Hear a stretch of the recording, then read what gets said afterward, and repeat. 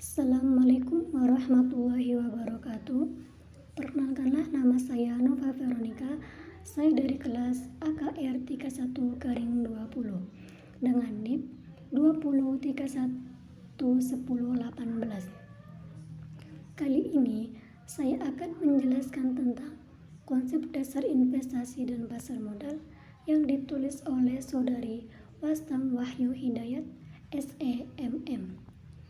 Dan kali ini untuk memenuhi tugas saya di mata kuliah konsep dasar investasi dan pasar modal yang diampu oleh beliau dosen Titi Haryanti SEMSI. Bab 12. Mekanisme opsi saham dalam investasi, yang terdiri dari pengertian mekanisme opsi saham dan obligasi dilihat sebagai opsi saham. 1. Pengertian opsi. Opsi yaitu hak dari seseorang untuk melakukan sesuatu. 2. Mekanisme opsi saham. Opsi dalam dunia pasar modal adalah sesuatu hak yang didasarkan pada suatu perjanjian untuk membeli atau menjual suatu komoditi, surat berharga keuangan, atau suatu mata uang asing pada suatu tingkat harga yang telah disetujui pada waktu masa 3 bulan kontrak. Jenis kontrak opsi yaitu opsi beli dan opsi jual. C. Keuntungan opsi.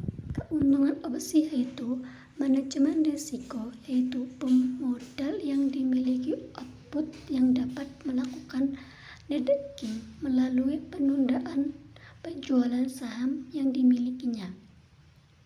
2. Memberikan waktu yang fleksibel. 3. Menyediakan sarana spekulasi. 4.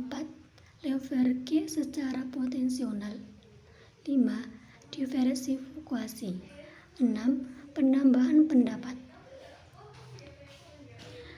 D. Strategi opsi. Strategi opsi yaitu terdiri dari strategi terbuka, strategi tertutup atau cacah resiko, strategi kombinasi, dan strategi selisih hasil. D. Faktor-faktor yang mempengaruhi harga opsi. Faktor yang pertama yaitu harga pelaksanaan. 2. Tanggal jatuh tempo. 3. Volatility atau underlying asset adalah sebagai ukuran tingkah tindak setia mengenai pergerakan underlying di masa datang. F. Mekanisme perdagangan opsi. Tercantum di bursa ukuran kurangnya 12 bulan. Transaksi adalah 12 bulan terakhir menunjukkan frekuensi transaksi per bulan 2000. Intraday volatility lebih dari 2,5%. Harga saham lebih dari 500. Kapasitas pasar 500 miliar. Hal-hal umum dalam mekanisme perdagangan opsi yaitu 1. Pelaksanaan perdagangan menggunakan fasilitas COTS. 2. Hanya dapat dilakukan oleh AP yang sudah menjadi AP opsi saham KPEI. 3. AP wajib terlebih dahulu menyetor aguna peraturan KPEI. 4. AP wajib membuka rekening opsi saham untuk setiap nasabah. 5. AP dikenakan sanksi suspensi wajib. 6. Melakukan transaksi saling hapus. 7. Menghasilkan potensi terbuka tersebut kepada AP lain sesuai peraturan KPEI. 8. AP subpeded dapat melakukan eksersis pada hari bursa yang sama dengan kenaikannya. Nilai-nilai kontrak opsi. Nilai-nilai kontrak opsi terdiri dari in the money, harga sepakatan. Pada opsi beli terdiri dari At the money, harga kesepakatan sama dengan harga transaksi. Out of the money, yaitu harga kesepakatan lebih besar dari harga saham saat transaksi. Pada opsi jual beli terdiri dari in the money, harga kesepakatan lebih besar dari harga saat transaksi. At the money, harga kesepakatan sama dengan harga saat transaksi. Yang terakhir, out of the money, yaitu harga kesepakatan.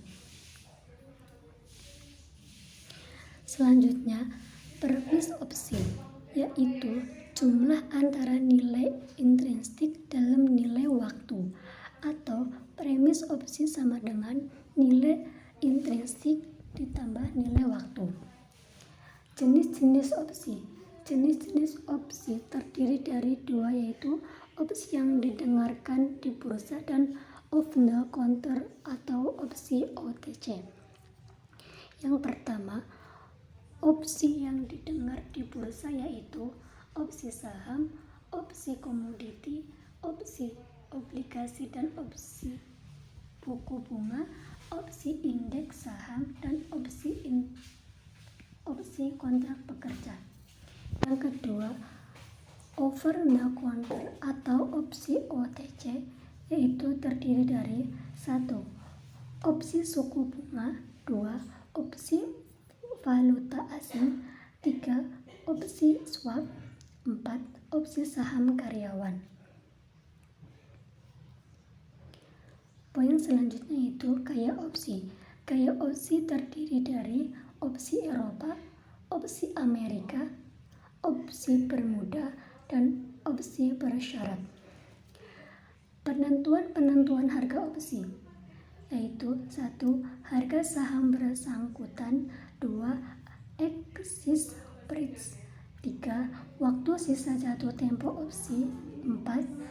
Deviasi standar return saham, 5. Tingkat suku bunga, dan 6. Dividen cash. Poin yang terakhir yaitu saham dan obligasi dilihat sebagai opsi. Saham di option trading, kita tidak mendengarkan stok itu sendiri, sebaliknya kita hanya memperdengarkan hak untuk menjual stok tersebut.